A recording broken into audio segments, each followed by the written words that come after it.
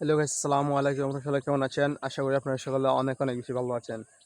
Guys, ফজরের নামাজের পর ভাবলাম যে একটু আমাদের বিলটা একটু দেখে আসি যে বিলের অবস্থাটা এখন কীরকম, এরপরে এই যে কীরকম দেখা যাচ্ছে এবং কেমন সুন্দর, এবং ফজরের পরে স্নিগ্ধ বাতাসটা কতটা জোস আজকে আপনাদের সাথে সেটা শেয়ার করব। পার্সেন্ট যে আমাদের যে এরিয়া, এটা কিন্তু পুরো এই সাইড পুরোটা কিন্তু বিল, এই সাইড। আর এই সাইডটা অবশ্যই বিলের এখানে পড়ে না, কিন্তু এই সাইডটাও কিন্তু মোটামুটি অনেক বড়।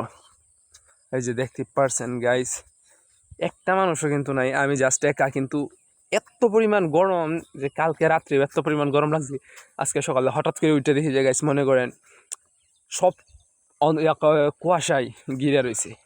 হঠাৎ করে যে এমন কেড়ে এটা বুঝতেছি না।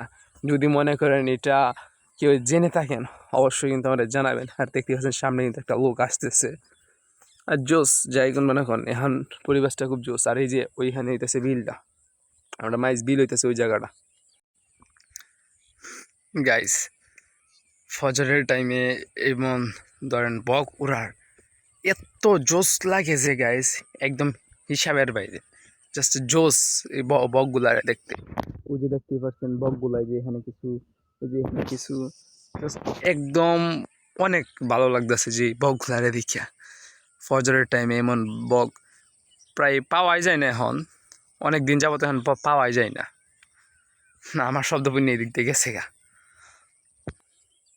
গাইস, হাঁটতে হাঁটতে কিন্তু আমরা করে প্রায় একদম শেষ মাথার কাছাকাছি বলতে গেলে, এখানে শেষ মাথা না, এটা বিল না, এটা হচ্ছে আমাদের যে গুফা দিয়ে হাঁটতে যাইতেছি আপনারা দেখতেছেন, এই গুফাটার প্রায় একটা শেষ মাথায় চলে আসছি। তাই আজকে আর ভিডিওটা বড় বানাবো না, ইনশাল্লাহ অন্য একদিন দেখা হবে আর অন্য কোনো ভিডিওতে আপনাদের সাথে কথা হবে।